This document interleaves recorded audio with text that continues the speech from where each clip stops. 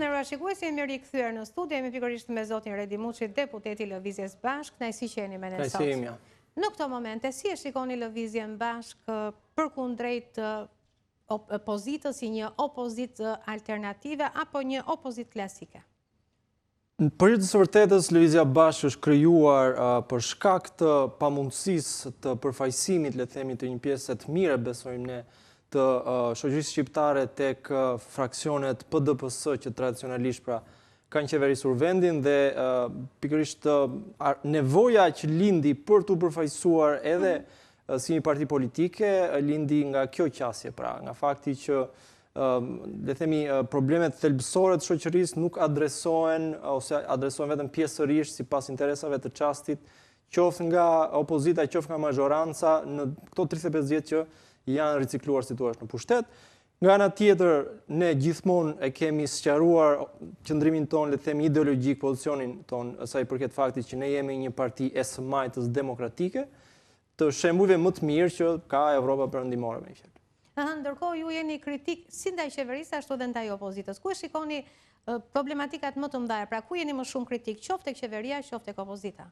Po sigurisht qeveria ka tashmë 13 vjet në pushtet dhe fakti që ka keq qeverisur edhe pse dihej nga publiku i gjerë, vetëm rishtazi kanë dalë, le themi, edhe skandalet e ndryshme fal punës që ka bërë sistemi i ri i drejtësisë. Dhe në këtë aspekt mund themi qartazi që problematikën më të madhe e kemi ose kundërshtim më të madhe e kemi padyshim ndaj partisë që është në pushtet.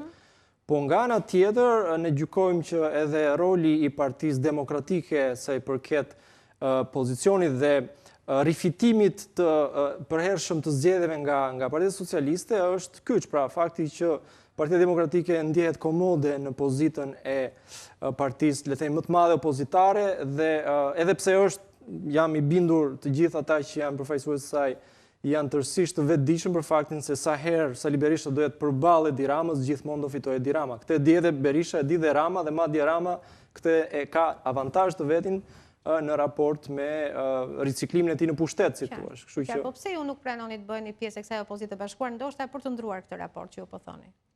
Por sepse, siç thash, problematikën e shohim në 35 vjet të lidhur me lidhjen e ngushtë që ka pasur politika me këtë që ne quajmë oligarki ekonomike dhe që ka përfituar, le themi, në kuriz të gjithë shqiptarëve, dhe këtu duhet bërë një dallim i qartë mes, le themi, bizneseve të ndershme që përpiqen të çajnë në tregun shqiptar dhe atyre që përfitojnë fal lidhjes së shkurtër që bëjnë me partinë në pushtet, por edhe kur ndrohet partia në pushtet, lidhjet përsëri rivendosen me atë që ka zëvendësuar. Pra, është një ripërsëritje e tillë e cila ndër vite gjithnjë e ka përkeqësuar gjithnjë më tepër, si thua, ekonominë e vendit, tashmë po shpronson padrejtësisht qytetarët, ka vjedhur resurset, ka vjedhur, si thua, parat publike që kanë shkuar për tendera dhe për koncesione, dhe që rrjedhimisht ka ardhur gjithnjë më keq.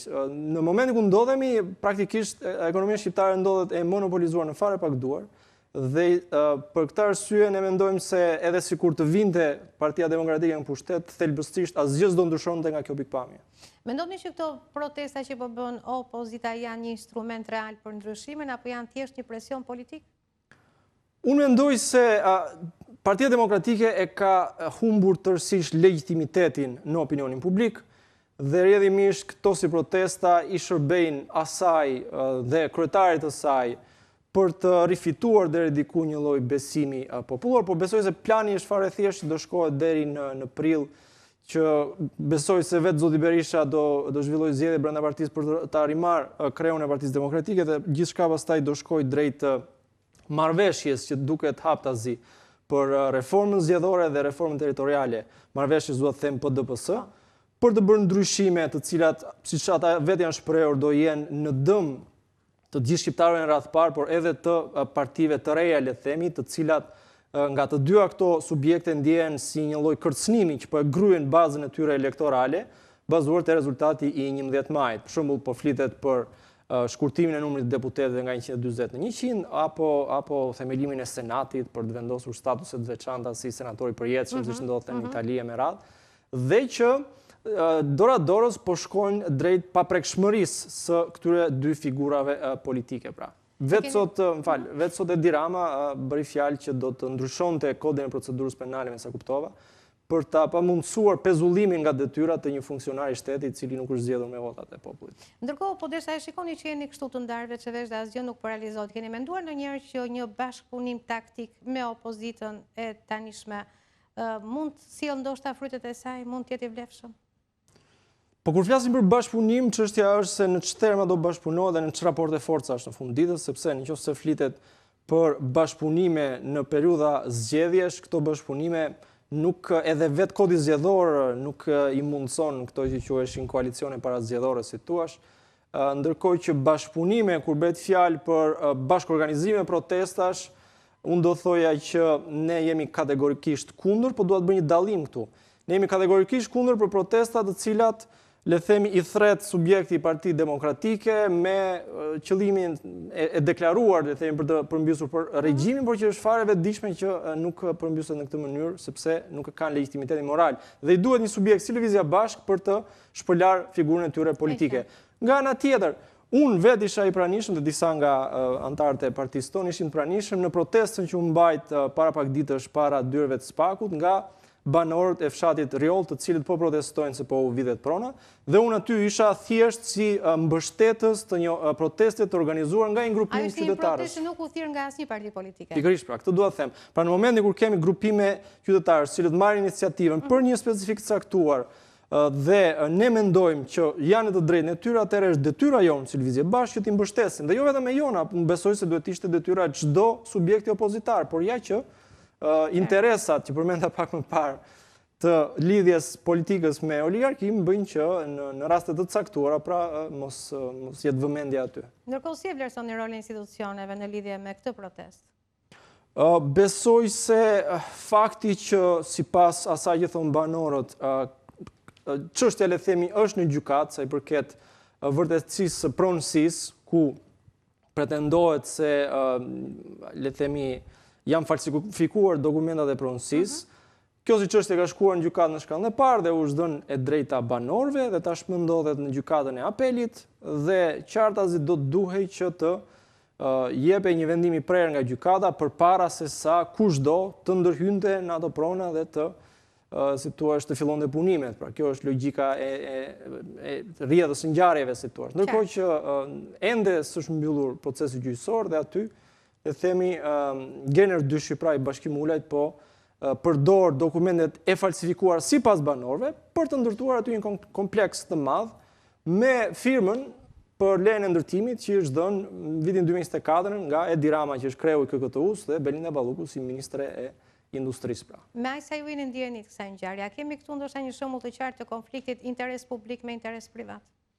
Ky, do thoja unë, është shembulli flagrant më i qartë që mund ta sqaroj dhe për opinionin publik, pikërisht konfliktin e interesit sa i përket asaj që është publike dhe private në atë që ne e quajmë pra oligarki. Oligarkia në thjesht është dikush i cili nëpërmjet biznesit vet nuk zbaton rregullat e tregut, që kemi vendosur gjithë së bashku të jemi në ekonomi tregu, por me mënyrë të, si thua, me qark të shkurtër shkon direkt tek politikani për të ndërmarrë, le themi, një sër manovrash në shkelje të ligjit në fund të ditës, sepse këtë ka vërtetuar deri në këtë moment edhe vetë gjykata, për të përfituar nga pronat e banorëve në këtë rast, po ama është një sag, si ta thuash, është një kalvar i cili ka rënë mbi shumë prej shqiptarëve, sidomos pronarëve të zonave të Bregdetit në jugun e Shqipërisë, bëhet fjalë tani edhe në zonën e Zvërnecit ku do ndërtohet edhe aty ka probleme pronësie, dhe tashmë edhe me këtë që quhet paketa e maleve, ku do shkohet në zonat malore me potencial turistik, pikërisht pra për të ua marrë, le të themi, pronarëve të kahershëm me qëllime për t'ua kaluar, le të themi, këtyre që në thonjza do i quajmë investitor strategjik, por janë thjesht miq të ngushtë të kryeministrit të vendit. Po si e shikoni rolin e deputetit në të tilla momente kur deputeti është pikërisht përfaqësuesi i komuniteteve ku ka problematika? Atë roli i deputetit, minimumi që duhet bëj çdo deputet, e thash edhe pak më parë, çdo deputet i opozitës duhet ishte aty në krah të banorëve për të ngritur zërin për kauzën e tyre dhe për të shfrytzuar, le të themi, çdo hapësirë mediatike që i krijohet për ta përmendur këtë gjë. Në radhë dytë, brenda kuvendit gjithashtu duhet të ngrinte zërin.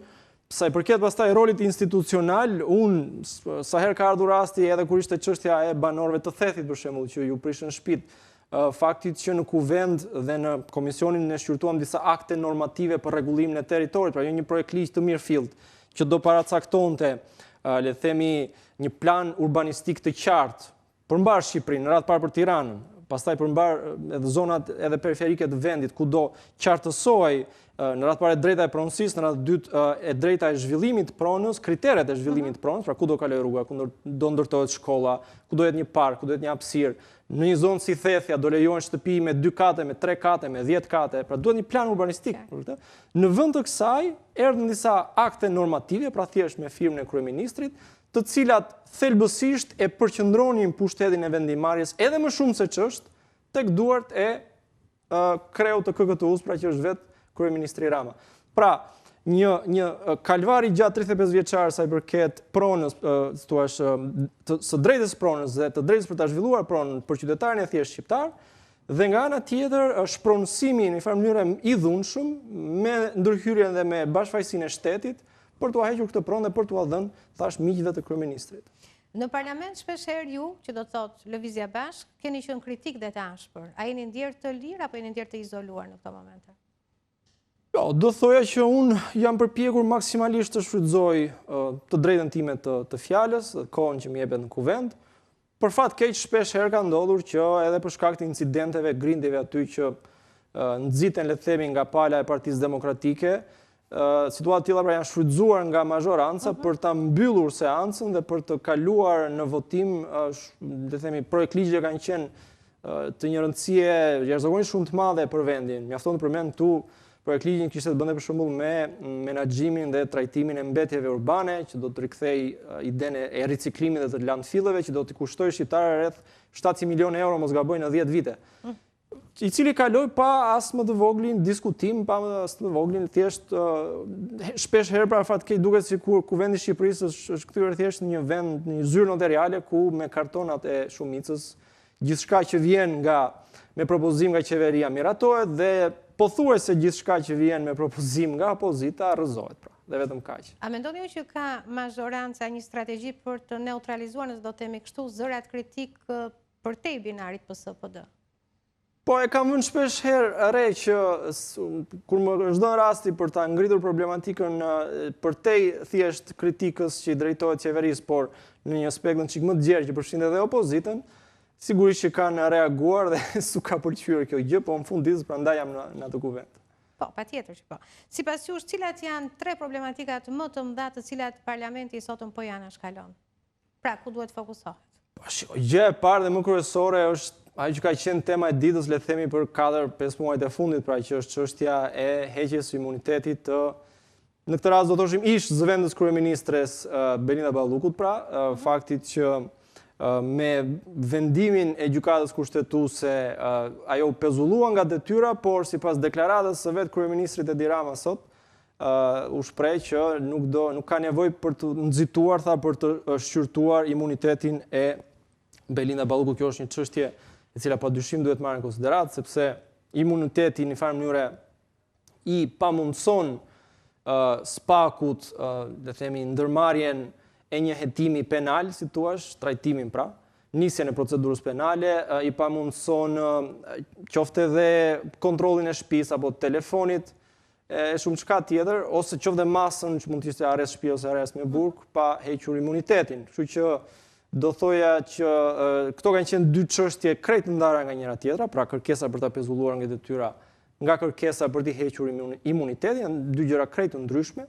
Dhe gjëja kryesore që do duhet merr në shqyrtim ishte imuniteti i zonjës Balluku. Dhe për këtë pastaj mazhoranca i ka kartonat për të votuar që të mos e heq imunitetin, veçse në këtë rast do mbante kosto të mëdha politike dhe edhe ndoshta në raport me ndërkombëtarët, dhe për shkak që do ta mënjanoj këtë kosto, atëre bën këtë lojën që një herë pret gjykatën kushtetuese, pastaj kur del vendimi thotë me që u mor vendimi për pezullim, nuk ka nevojë ta trajtojmë imunitetin e gjëra të kësaj natyre. Pastaj, e thash dhe pak më parë, ka plot ligje të tjera të cilat do duhet të ishin debatuar gjëre gjatë, qoftë kjo sa i përket, thash, nevojës për një projeklik të mirëfillt për rregullimin e territorit, por edhe për çështjen e pronës. Tash bëm 35 vjet ku ende nuk është ndarë çështja e pronësisë. Ndoshta duhet të ngrejë një komision i posaçëm që të vendosë një lloj marrëveshje sociale, si thua, edhe aty ku ka konflikte për të ecur përpara. Ende vazhdojmë të funksionojmë me ligjin për legalizimet. Pra ende shqiptarit e vetëm mundësi që ngelet është të ndërtoj pa leje me shpresën se do t'i legalizohet. Pra një ligj që lindi si nevojë e asaj zhvillimit kaotik urban të viteve 90 me legalizimet vazhdon dhe në vitin 2026, pra që nuk ka logjik fare. Çfarë keni thoni të ngrejmë një komision për marrëveshje për ligjin e pronave? Po e kam fjalën që për gjithë ato raste në cilat pronësia ndoshta nuk është krejt e qartë, sepse ndonjëherë është ky konflikti mes ligjit 7501 dhe pronësisë. Mendoni që mund të zgjidhet kjo me një komision posaçëm? Unë mendoj se sigurisht që mund të zgjidhet, sepse zgjidhja nuk është thjesht të rim të presim dhe t'u lëm pasardhësve t'u trashëgojmë këtë si problematik pra. A ka çelëse, a ka mënyra se si mund të zgjidhet? Paktën nëse i referojmë 7501 që u sapo e thash ka ngërçe të mëdha. Sigurisht që ka ngërçe, po në radhë parë minimalisht duhet të ekzistojë vullneti politik për këtë gjë. Në radhë dytë të ketë një qasje konstruktive nga të dyja palët, si thua majorancë dhe opozitë, dhe kur të shkohet, le të themi, tek e drejta e pronësisë, të bijet drejt një konsensusi se si do ndahet ajo që i takon me 7501 me atë që i takon nga tapit e stërgjyshit kohës së zogut, domethënë, sepse vetëm kështu mund të ecim përpara, mund të hapet rruga tash një plani të mirëfillt urban dhe tërheqjes së investimeve të huaja, sepse edhe investitorët e huaj nëse nuk vinë të investojnë këtu është për shkak të kësaj rrëmuje amullie me çështjen e pronësisë pra. Ndërkohë që deri tani është thjesht grabitur kjo si pronë, pra. Është lënë kështu siç është dhe mendoj qëllimisht në amulli pra e drejta e pronësisë, në mënyrë që të shfaqet një, në thonjza, investitor strategjik dhe ose t'i përjashtoj fare banorët ose t'ua blej në thonjza të pronën për një vlerë shumë herë më të ulët se sa vlera reale e tregut pra. Dhe kjo është e padrejtë për shqiptarët. Ndërkohë, a mendoni ju se parlamenti e ka humbur funksionin e tij tashmë si institucion kontrollues ndaj qeverisë? Kontrollues nga qeverisë, besoj se sigurisht që nuk e ka pasur që prej 11 majit, sepse mua më duket sikur në fakt Partia Socialiste është thjesht një parti në imazhin e Edi Ramës dhe kushdo që është aty zgjedhur qoftë edhe deputet, qoftë kryetar bashkie, qoftë edhe ministrat, e mbani mend skenën në cilën ministrat u emëruan, si thua në sekondën e fundit dhe ende nuk ishin dienit fakti do merrnin një detyrë kaq të rëndësishme përsipër. Pra nuk kemi të bëjmë me figura politike, nuk kemi të bëjmë, besoj unë, as me deputet, po flas për ata të majorancës, të ndërgjegjshëm në rolin e tyre politik dhe funditës etik ndaj qytetarëve që kanë votuar, kemi të bëjmë thjesht me mëkëmbës ose zëdhënës, quajnë si ti duam, të vet Edi Ramës, as të Partisë Socialiste. Pra, nuk kemi të bëjmë me socialist, nuk kemi të bëjmë me Partisë Socialiste, kemi të bëjmë me Partinë e Edi Ramës dhe një farë mënyrë zëdhënësit e PR-it të Edi Ramës. Pra, kështu që besoj se e ka humbur tërësisht funksionin e vet të kontrollues ndaj qeverisë, ndaj institucioneve publike, sepse siç po e shihni dhe ju pra, kemi skandale që plasin njëri pas tjetrit të institucioneve publike, të qeveritarëve të lartë dhe parlamenti thjesht, për shembull, që nga nëntori, edhe deri më sot që vazhdon të ngelet pezull çështja e ish-zëvendës kryeministres, nuk ka dalë një përfaqësues i Partisë Socialiste të mbajë një qendrim. Qoftë edhe në mbrojtje të saj, të dalet dhe të deklarojë, shiko, Belinda Balluku është e pafajshme dhe ne do ta mbrojmë. Askush. Të gjithë kanë heshtur në pritje të asaj që do thotë Edi Rama. Kjo nuk është politik, është thjesht rreshtim nën ombrellën e kryetarit të partisë. Nuk i takon politikës të bëjë mbrojtjen, në fakt, sepse i takon organeve gjyqësor, prokurori. Ata sa duket presin fjalën e organeve kompetente. Po mua më duket se presin fjalën e Edi Ramës, se ku ma gjend prisnin fjalën e organeve kompetente, sepse nuk po them që t'i bëhet gjyqi publik dhe popullor rast nga salla e kuvendit, por ama një qendrim politik duhet ta mbajnë. Mendoj se duhet të kishte dalë dikush dhe thoshte, shiko, fakti që zonja është marrë pa ndehur dhe është nën hetim, standardi që ne duhet vendosim është që t'i hapim rrugë hetimit të drejtësisë, që do thotë kryeministri duhet ta shkarkojë nga detyra, kuvendi duhet i heqë imunitetin në mënyrë që kur të shpallet e pafajshme, nëse ata mendojnë se është e pafajshme, të rikthehet në detyrë dhe të vazhdojmë jetën normalisht si një vend normal i Bashkimit Evropian ku duam të integrohemi pra. Qartë.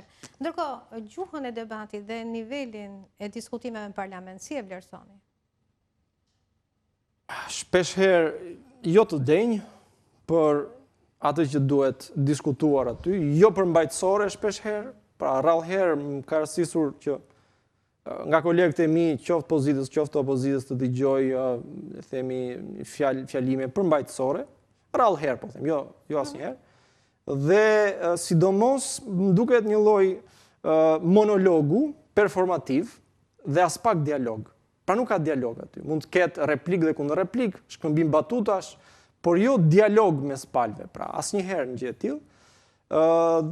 Ndërkohë që mendoj se një qasje konstruktive e dialogut, qoftë në komisione, po qoftë edhe kur vjen puna për të votuar për projekt ligjin, është e domosdoshme, nisur edhe nga eksperiencat e vendeve tjera perëndimore ose qoftë në Amerikë, pra ku le themi shpeshherë deputet caktuar rreshtohen për shkak të idealit tyre politik edhe kundër linjës kryesore të partisë, pra sepse binden nga argumenti, qoftë edhe i palës opozitare si thua. Por në momentin që s'ka dialog, në momentin që thash nuk ka përfaqësues të vërtet politik në atë sallë kuvendi, sidomos nga pala e PS-s, atëherë sigurisht që nuk mund të ketë edhe asgjë konstruktive. Në kushtet në të cilat ndodhemi, mendoni që Shqipëria ka hapësira për politika sociale të majta? Unë mendoj se Shqipëria ka një nevojë të domosdoshme dhe emergjente për politika sociale të majta. Mjafton të përmendim këtu faktin që jemi një vend me një krizë demografike, pra me një plakje të popullsisë, le themi, të frikshme. Unë deri dje kam qenë pedagog në universitetet publike dhe shoh rënjen për gjysmimin e përvitshëm të numrit të studentëve në për fakultete. Nga ana tjetër, kjo ka sjellë edhe një lloj krize sa i përket skemës së pensioneve, se duke mos pasur njerëz të aftë në gjendje pune, atëherë është e pamundur të mbulojmë pensionet, çka bën që pensionet në Shqipëri të jenë më të ulta në rajon dhe në Europë. Dhe faktin që një pjesë shumë e madhe atyre që punojnë në të zezë, për nuk pagojnë sigurime shoqërore dhe shëndetësore. Dhe të gjitha këto arsye e bëjnë të domosdoshëm për shembull miratimin e një minimumi etik për njerëzit që janë në nevojë, për pensionistët që marrin pensione minimale sidomos, dhe që për shkallëzimi do vinte pastaj edhe për pensione mesatare dhe më të larta. Do kishim sigurisht nevojë për minimalisht shtimin e buxhetit sa i përket shëndetësisë dhe arsimit. Këtu i referohem buxhetit vitit 2026, pra ku përsëri shifrat, përqindja që i shkonin këtyre dy institucioneve të domosdoshme jetike publike është më e ulta përsëri pra në rajon, ndoshta në përjashtim të Kosovës. Po jo më kohë më parë që a i kemi ne mundësitë që ti aplikojmë këto politika sociale? Po unë mendoj se, them dhe një herë, minimalisht duhet të ekzistojë vullneti politik, dhe kur vjen puna tek mundësitë, atëherë në qoftë se ne shpenzojmë, le themi, 70% të buxhetit për koncesione dhe për PPP-ra, për rrugë dhe për tunele, të cilat e shohim që mjafton të bjerë një shi dhe fillojnë edhe kullojnë e rrjedhin, krijojnë çarje, rrugë që rrëshqasin. E me radhë do thotë se prioritet nuk janë, le themi, sektorët jetik dhe ndihma sociale ose reforma në këtë kontekst, por janë thjesht para të cilat shkojnë për them në njerë, miq të kryeministrit dhe të ish zëvendës kryeministrit. Ju mendoni që është thjesht çështje menaxhimi pra? Nga një sektor duhet çuar në një sektor tjetër të ardhurat. Unë mendoj se në fund të ditës nëse do flisnim për investime strategjike, këto investime duhet të zhvendoseshin nga industria e ndërtimeve, të cilat e kanë saturuar, e kanë ngopur si thua tregun tërësisht, këto kullat dhe këto rezortet që ndërtohen janë në dëm tashmë të mirëqenies të jetuarit në vendin ton, i plotësojnë tërësisht edhe nevojat e turistëve që vinë, dhe duhet të zhvendosej tek çështje thelbësore të vendit ton, pra që kanë të bëjnë për shembull me bujqësinë dhe blegtorinë vendase, me investime që duhet vinin në industrinë vendase, në mirë menaxhimin e resurseve tona natyrore. Një vend që kemi fatin të kemi këto resurse dhe që janë zhvatur në 35 vjet pra. Kështu që një riorientim i kapitalit dhe i ekonomisë do bënte edhe që të krijonin vende pune më të sigurta, më stabil, me paga më të mira, më të kualifikuara, duke e rritur, pra duke nxjerrë një produkt që do të arriste vlerën, le të themi, të produktit, do shtonte GDP-n dhe me synimin, le të themi, për të shkuar drejt mallrave të eksportit. Pra kjo është një rrugtim normal i një vendi normal, po ta quajmë kështu, pra sa i përket aspekt ekonomik. Ajo që ka ndodhur ndërkohë është thjesht përqendrimi total tek industria e ndërtimeve dhe turizmit, shpesh herë për fat keq e mbështetur nga bota e krimit, pra, si një mënyrë për riciklimin e parave. Qartë. Çfarë mund t'i thoni sot qytetarëve të cilët janë ndier të zhgënjur qoftë nga opozita, qoftë nga mazhoranca? Atëre, gjëja e rëndësishme mendoj unë që të them qytetarëve në këtë moment është që si Partia Socialiste dhe Partia Demokratike ndodhen në momentin e tyre më të vështirë, ndodhen në një krizë, jo vetëm legitimiteti dhe morali karshi me le themi popullit shqiptar, por edhe në raport me drejtësinë e re, me faktin që besoj se shumë shpejt aferat korruptive do përfshin edhe vetë kryeministrin në hetimet që do ndërmarrë sistemi i ri i drejtësisë. Dhe për shkak se ndodhen në momentin e tyre më të vështirë, atëre mendoj se populli shqiptar duhet ta zhvendos besimin tek një e ardhme më e mirë, tek një model krejt ndryshe i politikbërjes dhe të hap të rinis një faqe tjetër, një kapitull tjetër sa i përket Shqipërisë. A rrezikon Lëvizja Bashkë të mbetet një zë moral, por jo një forcë e rëndësishme politike? Unë mendoj se jemi në rrugën e dur dhe mendoj se dita ditës e fitojmë besimin dhe përkrahjen e shqiptarëve, kështu që jemi gjithnjë më tepër në rritje dhe është një rrugëtim i cili nuk i bie për shkurt, si thua, me këto aleancat e vogla të çastit për të fituar ndoshta edhe një karrige më shumë, por është një rrugëtim moral që është i domosdoshëm për vendin tonë dhe që i nevojitet Shqipërisë, sidomos në kontekstin asaj që folëm pak më parë, pra le themi politikave në mbrojtje të shtresave në nevojë dhe të politikave të majta. Pra vendi ynë ka realisht nevojë për politika të majta. E qartë. Sipas jush, cilat janë vijat e kuqe të cilat ju nuk do të kalonit kur për të bërë kompromise? Po sigurisht që s'do bërim asnjëherë marrëveshje me Sali Berishën. Pra, Sali Berisha është një figurë jo vetëm e delegitimuar, por i cili ka shkaktuar kaq shumë dëme me këtij populli, pra po ai sa e di Rama në një farë mënyrë, dhe nuk i hym fare debateve se kush i ka bërë më shumë dëm. Çështja është se si duhet ecur përpara, pra. Ama që i kanë bërë dëm këtij populli, i kanë bërë pafundësisht. Dhe rrjedhimisht ne kur s'kemi për të bërë pra një bashkëpunim me Sali Berishën. Me Diramën jo, se unë nuk kuptua besoj, po. Si e shikoni tashmë skenën politike shqiptare në prag të zgjedhjeve të ardhshme, polarizim apo lodhje qytetare? Unë pikërisht, madje qasja e Lëvizjes Bashkë, ndryshe nga qasja e Partisë Demokratike, kur vjen puna tek nevoja për të mbajtur zgjedhje të reja, ndryshonte fakti që nëse Partia Demokratike bën fjalë për një qeveri teknike, siç e quajnë ata, që në thelb do jetë një qeveri e përbërë nga Partia Demokratike dhe Partia Socialiste, dhe që në fund të ditës nuk do garantoj asgjë nga këto kërkesat që ata kanë, që flasin për zgjedhje lira të ndershme e me radhë, sepse kjo gjë rezultoi edhe nga qeveria teknike e vitit 2017 e zotit Luzin Basha. Ndërkohë që ne dallojmë tërësisht nga kjo qasje sepse ne kërkojmë zgjedhje të parakohshme, pikërisht sepse mendojmë se në këtë moment, siç thash edhe pak më parë, të dyja palët janë maksimalisht të delegitimuara dhe rrjedhimisht mbështetja popullore do devijonte drejt një subjekti moral dhe me këmbë në tokë, si thua, si Lëvizja Bashkë. Kështu që ne besojmë se nëse nesër do mbahesh një zgjedhje të parakohshme, dhe ne këtë kërkojmë, zgjedhje të parakohshme, atëherë asnjë prej dy partive të vjetra s'do mund të merrte një shumicë qeverisë, aq më pak një shumicë kushtetuese, siç e kanë sot, për të bërë ndryshime kushtetuese. Dhe kjo do ishte një hap shumë i rëndësishëm për demokracinë në vend dhe besoj shumë i rëndësishëm edhe për përfaqësimin e Lëvizjes Bashkë në Kuvendin e Shqipërisë. Meqense ju jeni të prerë dhe nuk pranoni të bëni kompromise as me mazhorancën dhe as me opozitën, keni një mesazh të drejtë për liderët, qoftë mazhorancës, qoftë opozitës?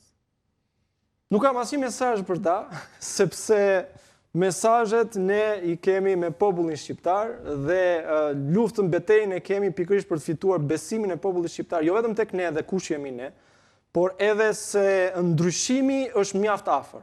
Ndërkohë që sa i përket Sali Berishës dhe Edi Ramës, fjalën e ka drejtësia për të vendosur drejtësi, për të bërë detyrën e vet dhe për të vendosur drejtësi, sidomos karshi këtyre dy figurave totalisht korruptuara që kanë bërë dëme të mëdha këtij vendi. Faleminderit shumë, zoti Vučić, që ishit me ne në studio. Ishte kënaqësi.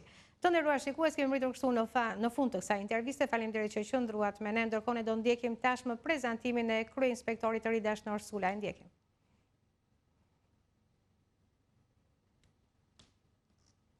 Faleminderit që ishit.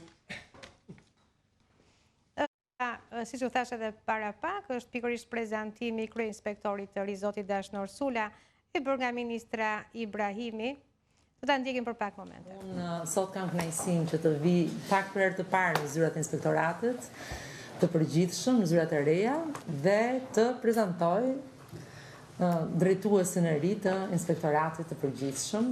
Besoj që nga mediat jeni bërë në dije për emërimin e tij, por mua më takon të them dy fjalë përpara se t'ja kaloj fjalën drejtuesit për inspektoratin, për gjithë punën që është bërë përpara, për gjithë punën që zoti Hajdari u largua dhe sot në fakt ka marrë dhe ai një detyrë të re. Ka bërë në këto 10 vite që ka drejtuar inspektoratin. Unë kam pasur